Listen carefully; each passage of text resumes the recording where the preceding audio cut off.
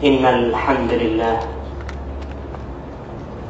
nahmaduhu wa nasta'inuhu wa nastaghfiruh wa na'udzu billahi min shururi anfusina wa sayyiati a'malina may yahdihillahu fala mudilla lahu wa may yudlil fala hadiya lahu wa ashhadu an la ilaha illallah wahdahu la syarika lah lahul mulku wa lahul hamdu wa huwa ala kulli syai'in qadir wa ashhadu anna Muhammadan abduhu wa rasuluhu wa habibuhu wa khaliluhu arsalahu Allahu rahmatan lil alamin wa ala alihi wa ashabihi wa man ihtada bihudahu ila yaum yub'atsun. Amma ba'd. Segala puji bagi Allah, segala puja untuk Allah, tempat meminta dan memohon, tempat mengadu dan bersandar, tempat berkeluh kesah, dan tempat meminta perlindungan dan ampunan Allah Jalla Jalaluh, yang meninggikan langit tanpa tiang.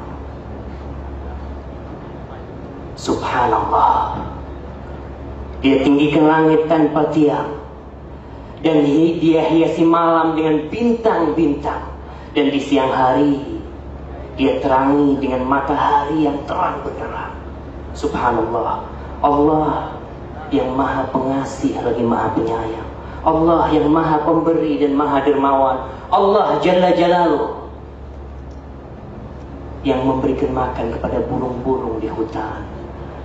Dia tidak lupakan ikan-ikan di lautan, tidak pernah kelaparan. Dan kita tatkala kita menjadi jabang bayi juga tidak Allah lupakan. Tapi kita yang selalu diberi, kita yang selalu menerima, kita yang selalu meminta dan dikasih, sering melupakan Allah. Allahumma nahmaduka hamdan thayyiban mubarakan fih. Dan semoga gema salawat dan suara salam selalu kita curahkan kepada Muhammad ibn Abdillah, yang dia berjuang sampai mati, yang dia selalu ingat dan memperhatikan umatnya. Rasulullah Sallallahu Alaihi Wasallam yang dilahirkan di kota Mekah dan berjuang hingga sampai ke kota Madinah dan meninggalkan alam dunia ini, dan beliau sudah menyempurnakan agamanya.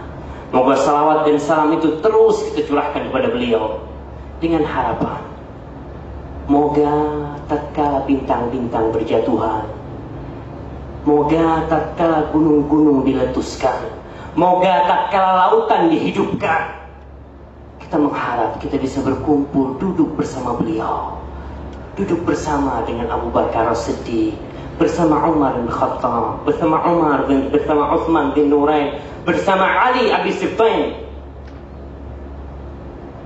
Kita bisa minum di telaga Rasulullah SAW. Para bapak-bapak yang dimuliakan Allah, ibu-ibu yang dimuliakan Allah SWT, saudara-saudariku seiman dan seagama, senasib dan seperantauan, sebangsa dan setanah air, saya ucapkan Assalamualaikum warahmatullahi wabarakatuh.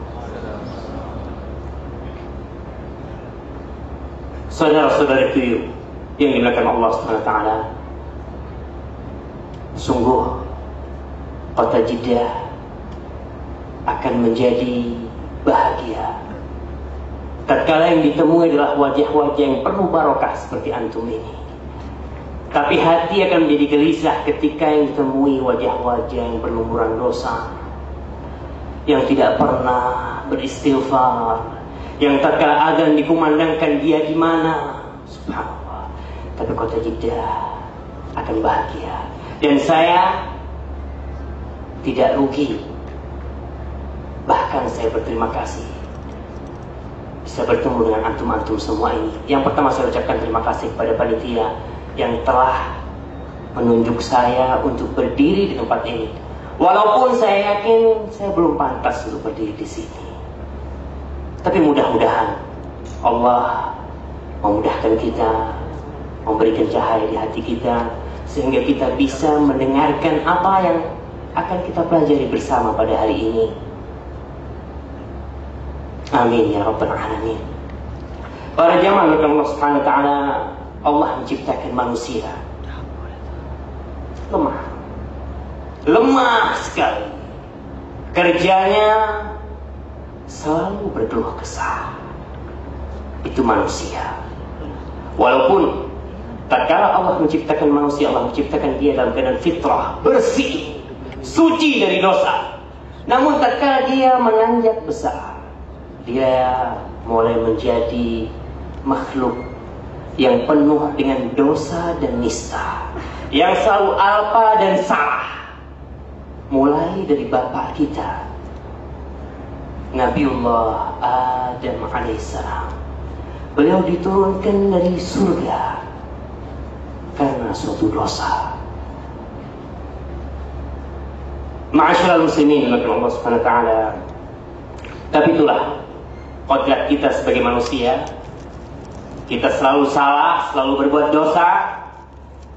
Dan andai kata kita tidak pernah berbuat dosa, andai kata Anda tidak pernah berbuat salah, bersih dari noda, niscaya Anda tidak akan hidup di dunia ini. Niscaya Allah akan menggantikan kalian semua dengan makhluk-makhluk yang lainnya. Sebagaimana sabda Rasulullah SAW di dalam hadis yang diriwayatkan oleh Imam Muslim rahimahullahu taala, Rasulullah bersabda, "Walladzi nafsu Muhammadin biyadihi, law lam tudhnibu la dhahaba Allahu bikum wa la jaa'a biqaumin yudhnibun fayastaghfirun fayaghfirullahu lahum." Kata Rasulullah SAW, andai kata kalian tidak pernah berbuat dosa, andai kata kalian bersih dari kesalahan, niscaya Allah akan pergi dengan kalian. Allah akan datangkan makhluk lain sebagai pengganti kalian. Yang makhluk itu yudhnibun, kata Rasulullah, akan berbuat dosa, berbuat nista dan bermaksiat kepada Allah SWT. Fayastaghfirun, tapi mereka ingat kembali kepada Allah. Astaghfirullah, fayaghfirullah lahum, dan Allah pun akan mengampuni mereka. Jadi kita sebagai manusia, alhamdulillah, dosa yang kita lakukan bisa menjadi pengangkat derajat kita. Jadi lumrah tatkala Anda melihat saudara Anda, tatkala antum melihat sesama antum berbuat dosa, lumrah. Manusia dia, bukan malaikat. Yang tidak lumrah tatkala dia berbuat dosa, kemudian berbuat dosa, kemudian berbuat dosa, dan dia lupa dengan yang maha kuasa, dosa itu akan menumpuk di dirinya, dan kelak dia akan binasa di dalam api neraka. Itu yang tidak wajar. Ma'asyiral muslimin wa zumratul mu'minin rahimakumullah. Kalau saya boleh bertanya, yang bisa jawab angkat tangan. Tapi nggak ada hadiah dari Rasulullah. Saya ngasih hadiah. Siapa di antara antum yang tidak pernah berbuat dosa? Coba angkat tangan. Ibu-ibu, Anda mendengar di sana, adakah di antara ibu-ibu yang tidak pernah berbuat dosa? Ada hadiahnya? Tidak ada ya, Pak. Tidak ada katanya. Oke, pertanyaan kedua. Siapa di antara kalian, tapi nggak usah angkat tangan, yang pernah berbuat dosa? Banyak.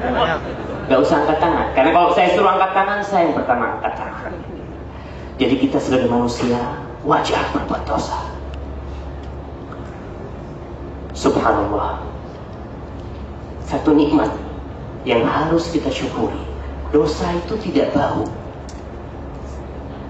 Ketika Anda berbuat dosa, tidak ada bau dari tubuh Anda.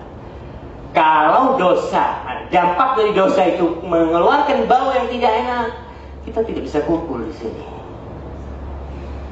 Demi Allah, kita tidak bakal bisa kumpul.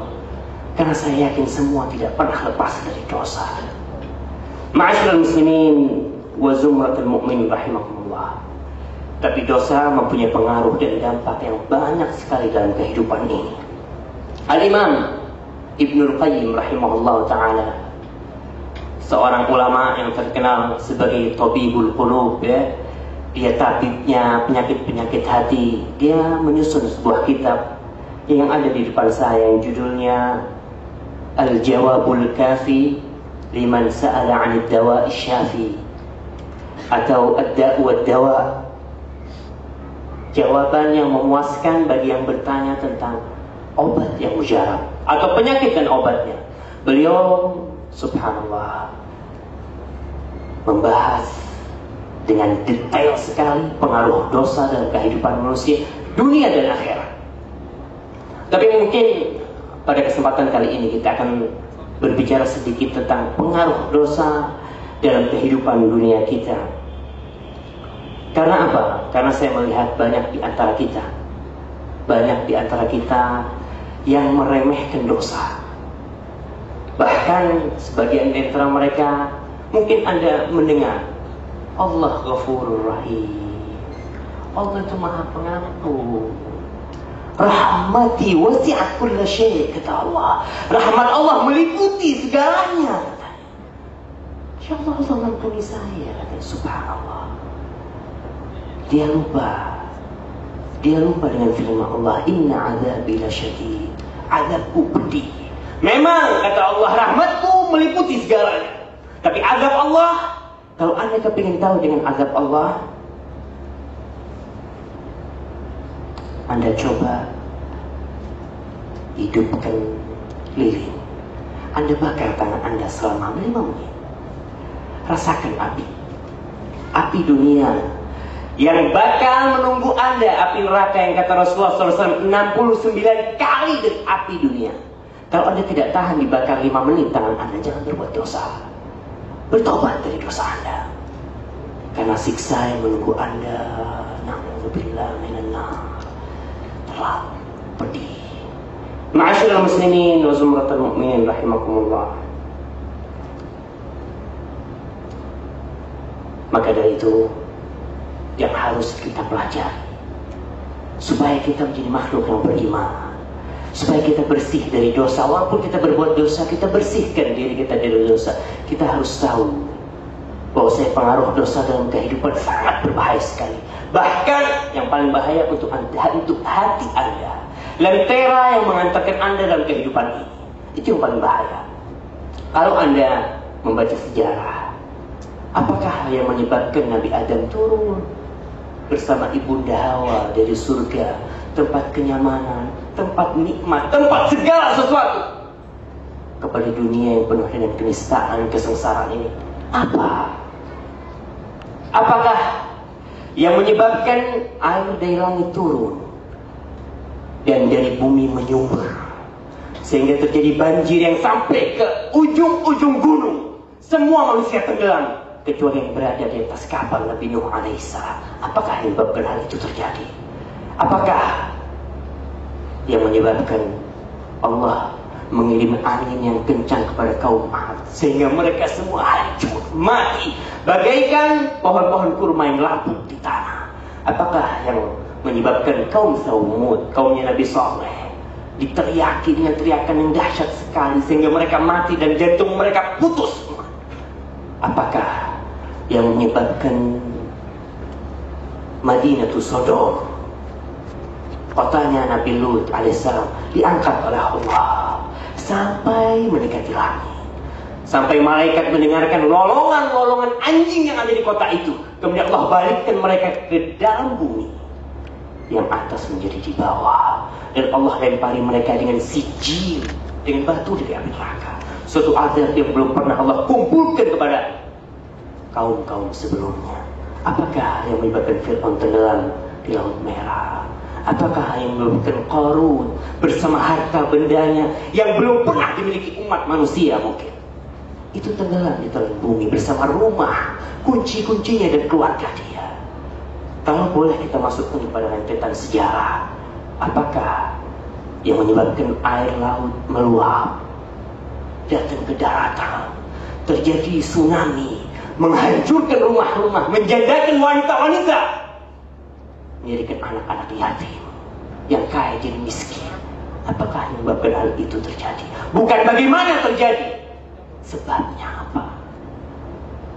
Apakah kalau boleh masuk dalam rentetan sejarah yang menjadikan lumpur di Sidoarjo, Surabaya, keluar dari bumi tanpa ada yang menghendaki hal itu, ditutup nggak mau berhenti, ditutup nggak mau berhenti. Kenapa?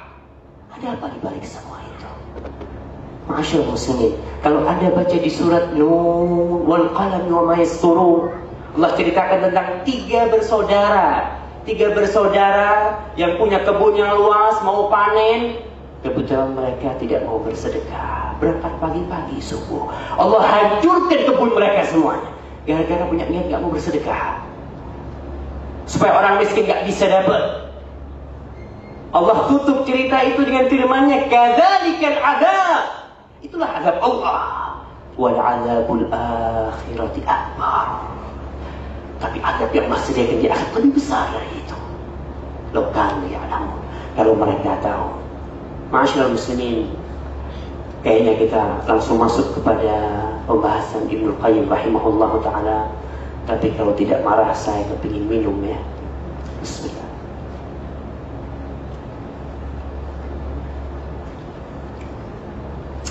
Ma'asyiral muslimin, Ibnu Qayyim membahas di dalam kitabnya Ad-Dawa banyak sekali dampak dari dosa yang kita lakukan. Yang pertama, saya sudah 17 menit berbicara. Yang pertama, hirmanul ilmi. Orang yang berbuat dosa dan tidak bertobat, dia akan diharamkan dari ilmu. Ilmu yang kata Rasul sallallahu alaihi wasallam, man salaka tariqan yaltamisu fihi 'ilman sahhalallahu lahu bihi tariqan ilal jannah. Barang siapa yang menuntut ilmu, Allah akan mudahkan bagi dia jalan menuju surga. Ilmu yang dimaksud adalah ilmu syar'i. Ilmu yang ada dengan ilmu itu tahu mana yang halal dan mana yang haram. Orang yang berbuat dosa susah cari ilmunya. Titelnya berpangkat-pangkat, doktor, PhD atau apa aja. Tapi Allah haramkan dia dari ilmu agama yang bisa mengantarkan dia kepada surga. Ilmu yang mendekatkan dia kepada Rabbus samawati wal ard. Jauh dia. Bahkan anak-anaknya semua dijauhkan dari ilmu agama. Jangan. Ada yang belajar ilmu agama, main Pak. Susah dia pulang pakai sarung nanti, ceramah ke sana sini. Ya, cari dunia. Allah jauhkan dia dari agama, dari ilmu agama, gara-gara dosa. Dan Anda bisa bayangkan betapa banyak dari saudara kita yang tidak bisa hadir di sini. Dia punya kesempatan kosong, gak ada kerjaan. Tapi kenapa dia tidak bisa hadir ke sini? Allah haramkan dia dari ilmu yang mungkin menjadi manfaat dunia akhirat buat dia. Jadi tatkala Anda merasakan diri Anda susah datang ke pengajian, kejaliat-jaliat di umum ada kajian, Anda susah mau datang, Anda punya kesempatan, tapi kenapa setiap mau berangkat nggak jadi? Ada urusan macam-macam. Coba koreksi. Mungkin ada dosa-dosa yang Anda lakukan. Dan juga perlu diingat, ilmu agama pun adalah ilmu yang mewariskan ketakutan kita pada Allah SWT. Kata salaf, innamal ilmul khasyah. Ilmu adalah yang mewariskan rasa takut. Kalau dia doktor di bidang agama, di bidang ilmu tauhid, tafsir apa saja, tapi kadang-kadang ilmu yang dia dapat tidak bermanfaat gara-gara dosa yang dia perbuat, maka harus diingat, innama yakhsyallaha min ibadihi ulama. Yang takut kepada Allah dari hamba-hamba cuma para ulama, karena dia tahu. Jadi ilmu yang maksud ilmu yang mewariskan rasa takut kepada diri kita. Yang kedua, hirmanul rizq, diharamkan dari rezeki. Sebagai sabda Rasul sallallahu alaihi wasallam, innal 'abda la yudhnibu dzamba fayuhramu rizqa. Innal 'abda la yuhramu rizqu bi dzambin yusibuh. Seorang hamba bisa diharamkan dari rezeki gara-gara dosa yang dia perbuat. Dan hal ini mungkin akan dibahas habis sama Ustaz Muhammad Arifin nanti. Cuma perlu Anda ingat, dan Ibnu Qayyim juga ingatkan kepada kita, masalah rizki. Kadang-kadang kita lihat orang berbuat dosa, tambah kaya, ada kufar, orang kafir kaya, dosanya tumpukan dia. Siapa bilang orang yang berbuat dosa itu diharamkan dari rizki? Rasulullah yang bilang, bukan saya. Dan Anda rasakan betapa banyak orang yang kaya, mobilnya puluhan, Allah haramkan dia dari gula. Minum teh sepet, dia tengok. Subhanallah. Kaya, dia mau beli tontonan, suka bisa dia. Tapi Allah haramkan dia dari masakan. Hanya nikmat dari Allah, gula gak bisa dia minum. Ingat, mungkin ada dosa yang diperbuat. Dan mungkin Anda juga melihat bagaimana orang-orang kaya itu semua gak boleh makan daging kambing katanya. Ada daging kambing gulai zen. Anda kalau lihat tukang becak disuruh makan gulai kambing itu, Allah nikmatnya. Ini orang kaya dikasih Allah. Tidak bisa, subhanallah. Jadi perlu diingat. Dan yang kedua, kadang-kala Anda punya uang banyak di akhir bulan, kemana fulus Anda? Haji. Kemarin Anda dapat dari fulan 10 rial, dari fulan 1 rial. Sekarang habis fulus. Iya. Mungkin ada sesuatu yang Anda perbuat yang Anda harus bertobat. Itu yang kedua. Yang ketiga, wahsyah. Seorang berbuat dosa kepada Rabb Al-Ali Al-Khabir yang maha tahu dan maha melihat. Seperti orang yang berbuat kesalahan di sebuah PT, di sebuah perusahaan. Dia berbuat salah dan bosnya tahu dia berbuat salah. Bagaimana kira-kira dia? Bingung. Mau ketemu bosnya takut. Ngeri dia ketemu bosnya. Begitu pula seorang hamba ketika berbuat dosa kepada Allah yang maha mengetahui, dia akan merasakan kengerian antara dia dengan Allah Subhanahu wa ta'ala. Bukan cuma itu, bahkan kengerian, rasa wahsyah akan dia dapatkan antara dia dengan istrinya. Pulang dari berzina sampai rumahnya bingung. Istrinya yang biasanya menyambut dengan kata-kata indah, tahu-tahu merengut. Mobilnya yang biasanya ber-AC, tahu-tahu freonnya korban, kata dia. Ishfi. Lagi enak jalan kencang pakai mobilnya, remnya blus. Ada apa? Subhanallah. Itu pengaruh dari dosa. Dan perlu diingat juga oleh Anda, tidak harus Anda berbuat dosa sekarang malam ini, dampaknya Anda rasakan tidak. Bisa jadi setelah setahun, 2 tahun, 3 tahun, 4 tahun, 5 tahun, 10 tahun. Bahkan Al-Imam Ibnu Sirin rahimahullahu ta'ala, ketika dia tertimpa utang yang memberati dirinya, sampai dia tertimpa gundah, resah di hatinya, dia mengatakan, Inni la'a'lamu hadzal ghamma bidzambin asabtuhu mundu 40 sanah, kata dia. Ini seorang imam, dia mengatakan, demi Allah, aku tahu perasaan gundah yang aku rasakan ini gara-gara dosa yang pernah aku berbuat 40 tahun yang lalu. Astagfirullahaladzim. Mudah-mudahan Allah mengampuni dosa-dosa kita. Kemudian yang kelima atau yang keempat, entar Bapak hitung sendiri ya. Taksir umur. Urusannya susah. Mau ngurus visa nggak selesai-selesai, ngurus hada nggak selesai-selesai, ngurus ini susah dapat. Marah-marah kerjanya. Dia lupa bahwasanya kesusahan yang dia dapat bisa jadi dosa yang dia perbuat. Wa ma asabakum min musibatin fabima kasabat aydikum, dengan perbuatan kalian. Maka coba, tatkala Anda urusan Anda susah, dapat majikan syaitan. Betul? Ada yang cerita, majikan saya syaitan. Saya kata ngomong, coba lihat Anda apa tidak syaitan seperti dia? Mungkin Allah kasih majikan yang syaitan juga. Coba Anda lihat. Dan saya buktikan, saya punya tetangga di Madinah, dia dapat majikan nggak sholat, la yusalli, walal jum'ah yahdurha, sholat Jumat nggak hadir juga dia. Dia cerita macam-macam. Setelah berapa bulan, kabur supir ini. Tetangganya cerita, oh dia kabur bawa uang saya, nyuri HP, nyuri macam-macam. Subhanallah. Allah dia setan, apa kasih majikan setan? Jadi boleh diingat. Jadi tatkala Anda mendapatkan urusan susah tidak seperti orang lain, coba Anda pikirkan, mungkin Anda pernah berbuat dosa.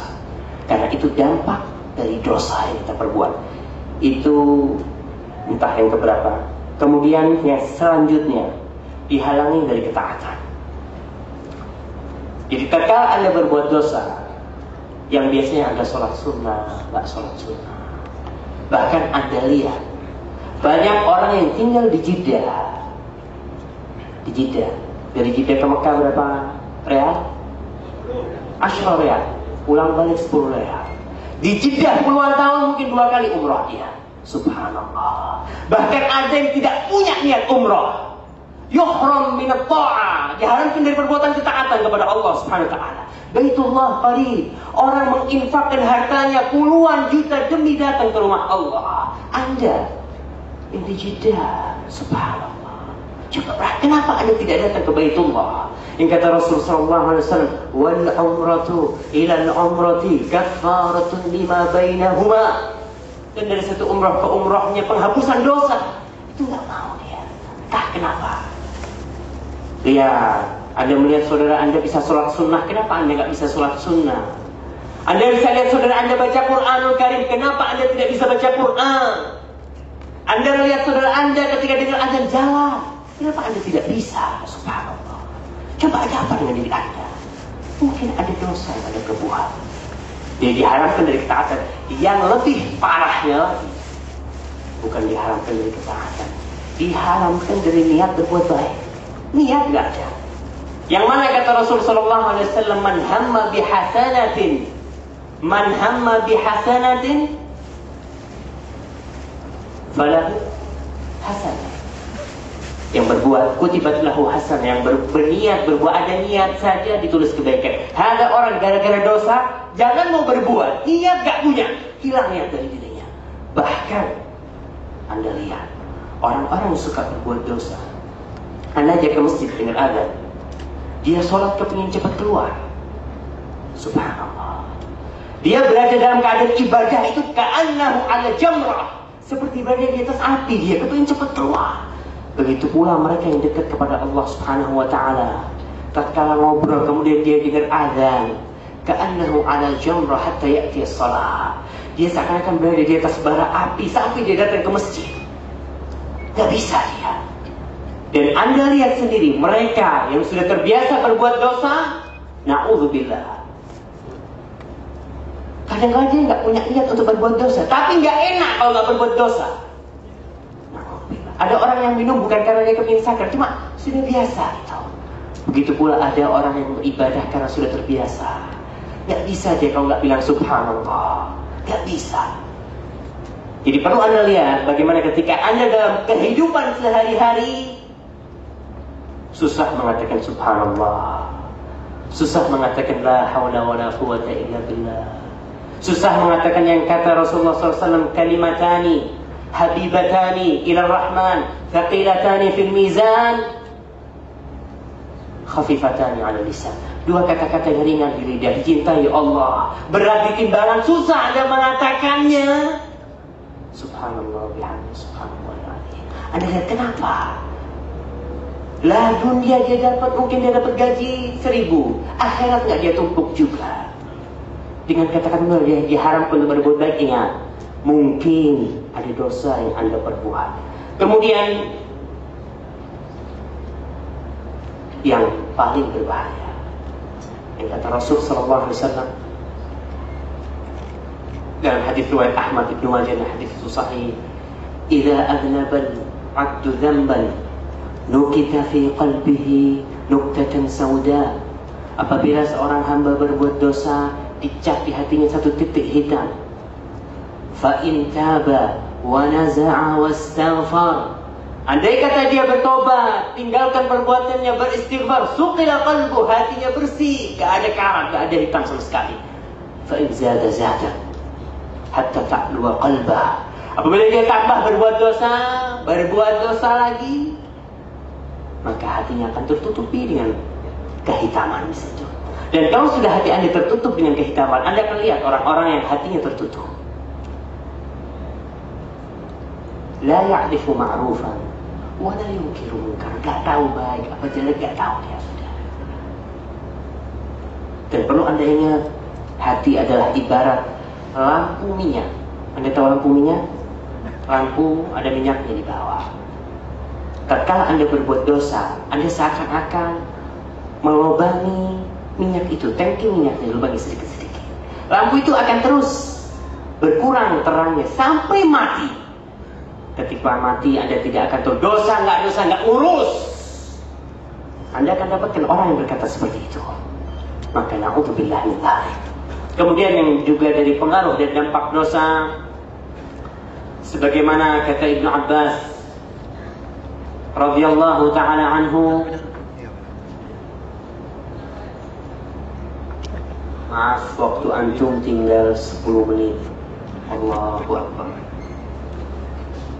Kita harus ngebut ini. Tapi tolong sabuk pengamannya dipasang. Jadi salah satu dampak dosa juga kata Ibnu Abbas radhiyallahu taala anhu, inna lil hasanati diya'an fil wajhi ونورا في القلب وسعة في الرزق وقوة في البدن ومحبة في قلوب الخلق وإن للسيئة سوادا في الوجه وظلمة في القلب ووهنا في البدن وضيقا في الرزق وبغضا في قلوب العباد. Kebaikan yang Anda perbuat akan mewariskan cahaya di wajah Anda. Hati Anda akan terang bersinar. Rizki lancar. Allahu Akbar. Badan sehat, dikasih kuat sama Allah. Dicintai oleh makhluk Allah SWT. Sebaliknya, innal sayyiati sawadan fil wajh. Gelap wajahnya. Anda akan bedakan. Tatkala Anda pulang dari masjid berhari raya, orang pada cukur rambutnya bersih-bersih. Anda akan lihat ada yang bercahaya dari wajah mereka, tapi ada yang wajah-wajah maling penjahat, walaupun jenggotnya habis bersih. Anda akan lihat syaitan ada kegelapan di wajahnya. Coba sekarang salah satu melihat ke tetangganya, lihat satu sama lain. Ada gelap, apa ada cahaya di teman Anda yang duduk di sebelahnya. Tapi insya Allah saya yakin yang hadir di sini semuanya bercahaya. Dan kalau lampu pun dimatikan, kita tidak butuh lampu dengan cahaya yang ada di dunia.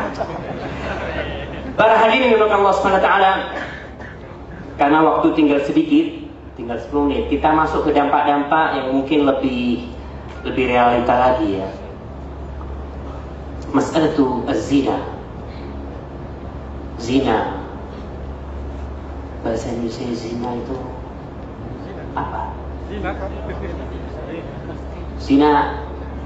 Entahlah, insya Allah ngerti semua artinya zina. Oke, masalah itu zina, penyakit yang menimpa orang-orang perantau yang jauh dari istrinya, yang jauh dari keluarganya.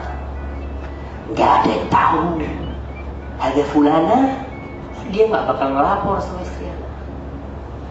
Itu masalah itu zina, masalah dosa yang kata Allah Subhanahu wa taala, innahu kana fahishatan wa sa'a sabila. Keji sekali, jelek sekali. Jangan berzina. Mendekati saja kata Allah, wala taqrabuz zina. Jangan didekati, kecebur nanti Anda. Dekat-dekat ke penampungan, cuma sekedar ngobrol, sharing. Hati-hati, kecebur nanti. Berbahaya. Dan mudah-mudahan kita tidak termasuk yang mendekati zina. Para jamaah Allah SWT, salah satu dampak dari berbuat zina, sebagaimana Rasulullah SAW bersabda, man tasharat al-fahishatu fi qaumin hatta ma zaharat al-fahishatu fi qaumin hatta a'lanu biha. Tidaklah menyebar perzinaan di suatu kaum sampai mereka membongkar, sampai cerita, oh itu Zain yang di sini, bukan. kecuali Allah akan datangkan kepada mereka al-awja wat-tawa'in allati lam takun fi aslafihim. Allah datang penyakit-penyakit yang belum ada di kaum sebelumnya. Anda akan lihat mereka yang suka berzina kena spilis. Na'udzubillah. Penyakit nggak ada zamannya Rasulullah. Zamannya sahabat gak pernah kita baca, kita dengar. Ada air, gak pernah kita dengar. Itu pengaruh dari perbuatan zina. Kemudian az-zina menghilangkan rasa cemburu Anda. Al-ghirah dhahabat min qalbi. Melihat istrinya digonceng sama tetangganya, oh iya, pokok. Mas, aku tak nak pasar, aku mau ke pasar sama tetangga. Oh iya silahkan gitu. Subhanallah, wala ghirah, istrimu. Karena dia biasa bawa istri orang. Anaknya gak diurus, mau pacaran, mau sama siapa, keluar kebol. Hilang, kalau suka berbuat zina. Kemudian hilangnya rasa malu. Ma'indahu haya. Di sini, tatkala rasa malu dicabut dari hati Anda, yang kata Rasulullah, al-haya'u khairun kulluh. Rasa malu itu puncak kebaikan semuanya. Kalau Anda sudah gak punya rasa malu, na'udzubillah, Anda akan berbuat zina di depan anak Anda mungkin. Gak ada rasa malu sudah. Ketemu sama temannya gak malu. Khalas. Na'udzubillah, mudah-mudahan kita tidak masuk dari golongan itu. Kemudian yang perlu Anda ingat juga, karena waktu sudah mepet sekali. Allahu Akbar. Tinggal 4 menit.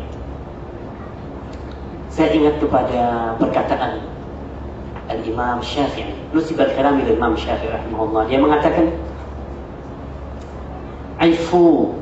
عفوا تعف نساؤكم في المحرم وتجنبوا ما لا يليق بمسلم من يزني يزن به ولو بجداره يا هذا إن كنت لبيبا فافهمي من يزني في قوم ب2000 درهم يزنى في بيته بغير الدرهم إن الزنا دين لو أقرضته كان الوفاء في أهل بيتك فاعلمي. Na'udzubillah.